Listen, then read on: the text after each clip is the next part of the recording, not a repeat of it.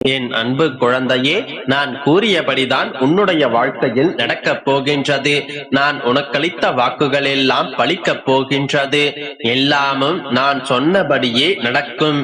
இன்று ஒரு நாள் மட்டும் பொறுத்திருந்து பார். உனது விழிகள் திறந்து பார்க்கும் போது உனது முன் நான் அமர்ந்திருப்பதை ஆனந்தமாக நீ பார்ப்பாய். உனக்காக அவதரித்தவன் நான். காலத்தின் கட்டாயம், விதிக்கப்பட்ட விதி. உனக்கும் எனக்குமான இறை தொடர்பு இருக்கின்றது. நீ செய்த புண்ணியங்களின் பலனாய் இன்று நீ எனக்கு பிள்ளையாகவும் நான் உனக்கு குருவாகவும் தகப்பனாகவும் இருந்து கொண்டிருக்கின்றேன். உனது பாரங்கள் அனைத்தும் நான் சுமக்கவில்லை என்றால் உனது நிலை என்ன என்பதை சற்று யோசித்து பார். நீ படும் வேதனையிலிருந்து உன்னை முழுமையாக விடுவிக்கவே நான் அவதாரம் எடுத்து வந்துள்ளேன். உனக்கு அவ்வப்போது அறிவுரைகளையும் அவசர கால உதவிகளையும் தப்பாமல் செய்து கொண்டிருக்கின்றேன். இதோ இன்றும் கூட உனக்கு ஒரு ஆலோசனையையும் ஒரு செய்தியையும் சேர்க்கவே வந்துள்ளேன். இப்பொழுது நீ ஒரு பணியின் முயற்சி செய்து கொண்டிருக்கின்றாய். அந்த பணி எதுவாக இருப்பினும் நிச்சயம் வெற்றி பெறும். அதிலிருந்து நீயாக விலக நினைக்காதே. தேவையில்லாமல் உன்னை நீ குழப்பிக் கொள்ளாதே. நீ ஒரு முடிவெடுப்பதற்காக தவித்துக் கொண்டிருக்கின்றாய். என்னை கேட்காமல் எந்த முடிவையும் அவசரமாக எடுக்க வேண்டாம். அனைத்தையும் நான் அறிவேன். எல்லாமும் உன்னுடைய நன்மைக்காக மட்டுமே. எனது நாமத்தை நீ உச்சரித்துக் கொண்டே இரு.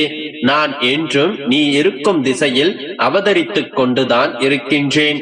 எவர் நினைத்தாலும் என்னை தடுக்க முடியாது. எல்லா இடத்திலும் நான் ஜீவித்துக் கொண்டுதான் இருக்கின்றேன். உன்னை நீ யார் என்று உணர்ந்து கொள். மனதை ஒருநிலைப்படுத்த பழகிக்கொள். உன்னை நீ மாற்றிக்கொள். எப்பொழுது என்னுடைய ஆலயத்தில் உனது காலடி பட்டதோ அப்பொழுதே உன்னுடைய கர்ம பலன்கள் விலகிவிட்டது. நீ செய்த பாவங்கள் அனைத்தையும் போக்கிவிட்டேன். படிப்படியாக அனைத்தும் உன்னை விட்டு விலகிவிடும்.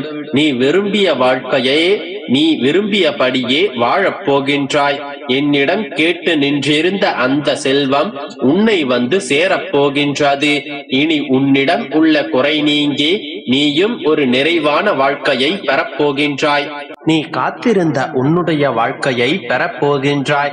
இவையெல்லாம் நடக்கும், இப்படித்தான் நடக்கும் என்று எத்தனை நாட்களாக உன்னிடம் நான் கூறிக்கொண்டிருந்தேன். அவையெல்லாம் நடக்கப் போகின்றது. உன்னுடைய வாழ்வில் நான் கூறியபடிதான் எல்லா நிகழ்வுகளும் நடக்கப் போகின்றது. நாளை முதலே அதற்கான மாற்றங்கள் நிகழப் போகின்றது. நாளை முதலே அதற்கான அறிகுறியை நீ உணரப் போகின்றாய். இனி எல்லாமும் நடக்கும் என்ற நம்பிக்கையும் உனக்கு வரப்போகின்றது. உனக்கு நம்பிக்கை வரும் அளவிற்கான சில நிகழ்வுகள் நாளையே நடக்கும்.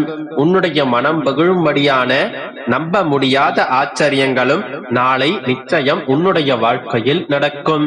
குழந்தையே, ஏன் உன்னுடைய வாழ்க்கையில் நல்லது நடக்குமோ நடக்காதோ என்று குழம்பிக் கொண்டிருக்கின்றாய்? உன்னுடைய குழப்பம் என் மீது உள்ள நம்பிக்கை இன்மையை கூறுகின்றது.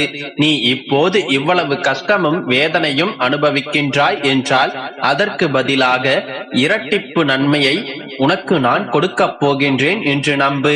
நீ இவ்வளவு சோதிக்கப்படுகின்றாய் என்றால் அது நான் உனக்கு வைத்திருக்கும் பரீட்சை. அது எத்தனை சோதனைகள் வந்தாலும் நீ எவ்வளவு தூரம் என்னை நம்புகின்றாய் என்பதை பார்ப்பதற்காகத்தான். கவலைப்படாதே, நான் உன்னை கைவிட மாட்டேன்.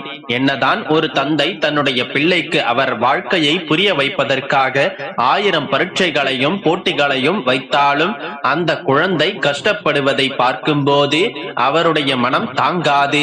உன்னை பெற்றெடுத்த உன்னுடைய தந்தைக்கே அவ்வளவு அன்பும் பாசமும் இருக்கும் போதே உன்னை ஒவ்வொரு செல்களாகவும் உருவாக்கி படைத்தவன் நான். நான் உன்னை கைவிடுவேனா என்ன? பயப்படாதே.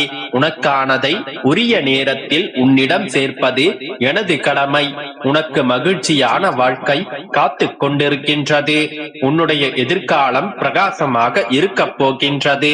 என் மீது நம்பிக்கை வைத்து உன்னுடைய மனபாரங்களை என் மீது இறக்கி வைத்துவிட்டு நீ நிம்மதியாக இரு. அனைத்தையும் நான் பார்த்துக் கொள்கின்றேன்.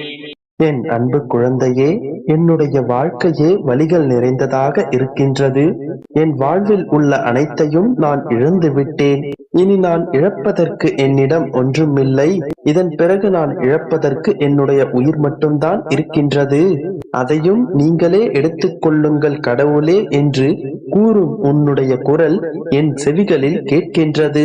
என் அன்பு குழந்தையே, இப்படி நீ உன்னுடைய வாழ்க்கையை வெறுத்து மனம் நொந்து வலியில் வாடிக்கொண்டிருக்கின்றாய்.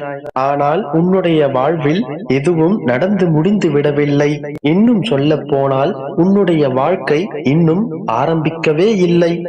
இப்போது நீ அனுபவித்துக் கொண்டிருக்கும் கஷ்டங்கள் அனைத்தும் உனக்கான சிறிய சோதனைகளே. அதை கண்டு நீ மனம் தளராதே குழந்தையே.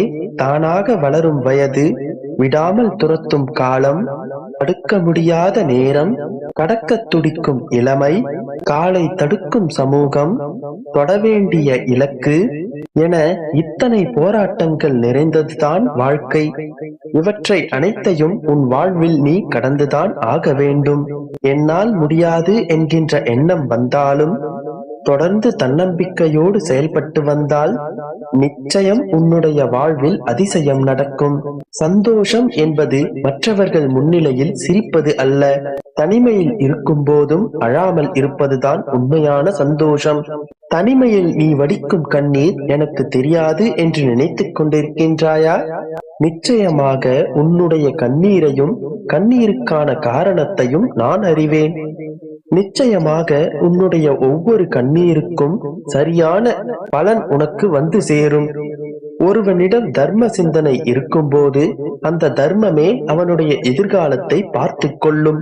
ஏனென்றால் ஒரு மனிதன் என்ன பிரார்த்தனை செய்தாலும், எத்தனை மந்திரங்களை ஓதினாலும், எத்தனை அபிஷேகங்கள், யாகங்கள், வேள்விகள் செய்தாலும் கூட அவனிடம் உதவும் குணம் இல்லையென்றால் இறையருளை அவனால் பெற முடியாது. ஒருவன் இறை அன்பை பெற வேண்டும் என்றால் இறை நம்பிக்கை இல்லாவிட்டாலும் கூட தர்ம சிந்தனையும் பிறருக்கு உதவும் குணமும் கட்டாயம் தேவை. அதன் பிறகு அவன் இறையை தேட வேண்டிய அவசியமில்லை. இறையருள் அவனை தேடி வந்தடையும். எவன் அதிக அளவில் தர்மம் செய்கின்றானோ இறையே அவனிடம் வந்து கையேந்தும். அதனால் முடிந்த அளவிற்கு இல்லாதவருக்கு தர்மம் செய். உனக்கான அருளாசி என்னிடமிருந்து வருவது என்பது என்னுடைய முழு ஆசீர்வாதம் உன்னை வந்து சேரும் என்பதில் எந்த சந்தேகமும் இல்லை. மனிதனை பாழாக்குவதில் மது, மாது, சூதை விட மிக மோசமான கெட்ட பழக்கங்கள் சோம்பல், அலட்சியம், பொறாமை, பேராசை, அகங்காரம், பயம், வீண் பேச்சு, எதிர்மறையான எண்ணங்களுடையவர்களிடம் கொண்ட நட்பு, போலி கௌரவம் என இவற்றை அனைத்தையும் உங்களிடம் அனுமதித்தால் உன்னுடைய வாழ்வும் நாசமாகும். குழந்தையே, வாழ வழியில்லை என்று ஒருபோதும் புலம்பிக் கொண்டிருக்காதே. நீ பயணித்துக் கொண்டிருப்பதுதான் உன்னுடைய வாழ்க்கை. உன்னுடைய வாழ்க்கையில் முன்னேற முயற்சியை செய். அடுத்தவர்களுக்காக வாழாதே. எல்லோருக்கும் பிடித்தவாறு ஒருவராலும் வாழ முடியாது. இதுவரை நடந்ததை பற்றி யோசிக்காமல் இதன் பிறகு என்ன செய்யலாம் என்பதை பற்றி யோசி. அதன் பிறகு உன்னுடைய வாழ்க்கையை